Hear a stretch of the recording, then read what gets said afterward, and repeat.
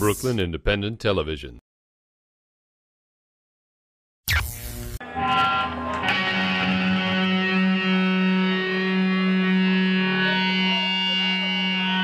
I came to this realization recently that because I got into punk rock so young, it actually really formed a lot of philosophies that I have that I wasn't even aware of.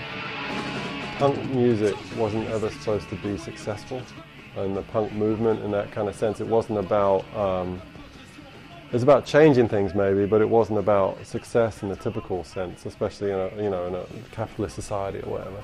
And I've realized that it's hard for me sometimes to chase after those things because even without realizing it, that seemed to be the wrong thing to be doing. But at the same time, you got to make a living and survive in New York.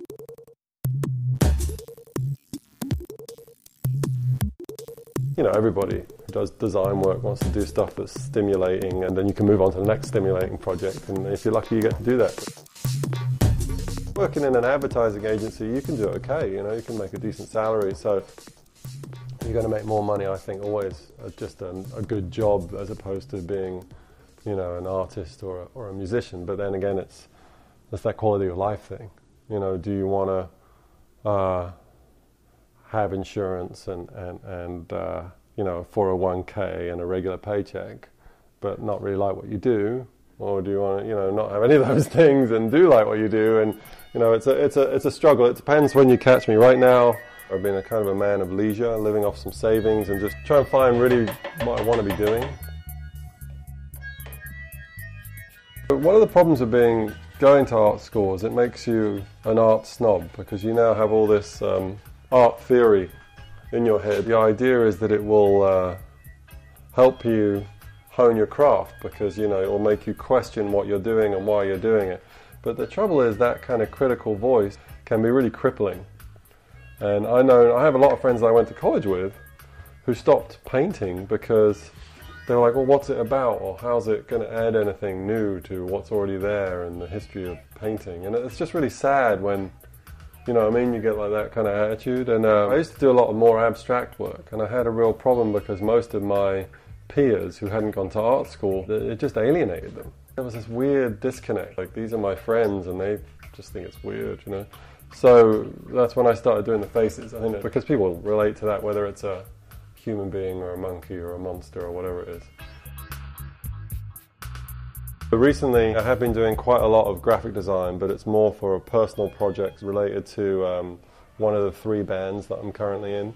I sing in all of the bands, although singing most of the part is a bit of a stretch of the description of what I do, but it is a part of it. Look at the mirror, and you is all you see. Time for you to wake up, face reality.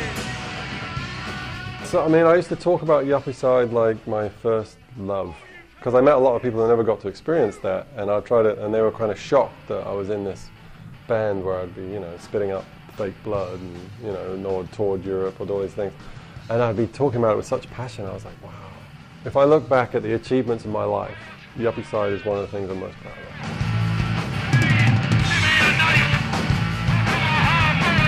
So I did Yuppicide for 10 years, basically from 88 to 98. And then about 4 months ago, we had a reunion. When I was doing that initially, it was very, very cathartic for me to be in the band. Some of the songs are very, very personal, about struggles, internal struggles I was having, or relationship struggles, And so in that sense, it was actually like therapy, to be able to do that. And then to be able to go on stage and for 45 minutes, act like a complete nutcase and like just let it out. Here's the mosh, and of his own wild. Baby, young nut, here I'm no child. Gonna take what was should be your man.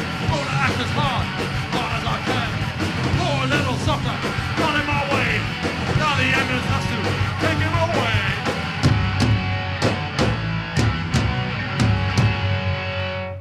And the reason I started wearing makeup in Yuppicide, because I didn't initially, was because the scene at the time was kind of splitting, and these a new kind of group of fans had started coming in.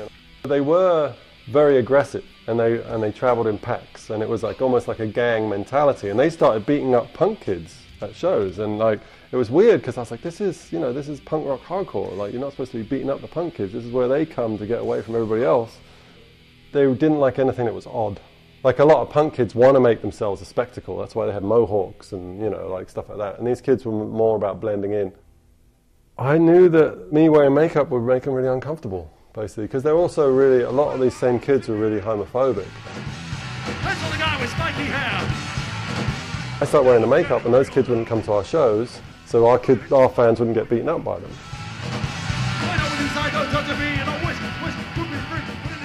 I have thespian parents, I was around the theatre.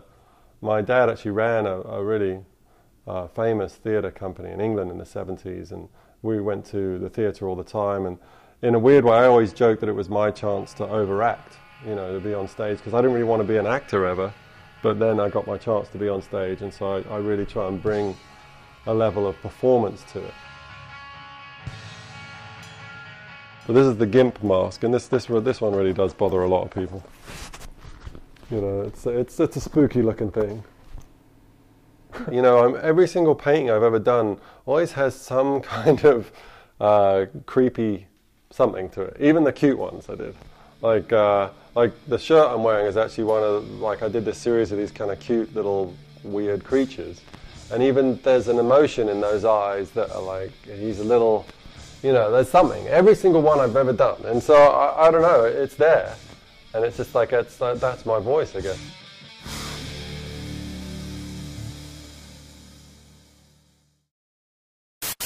Follow us on Twitter at BK Independent TV.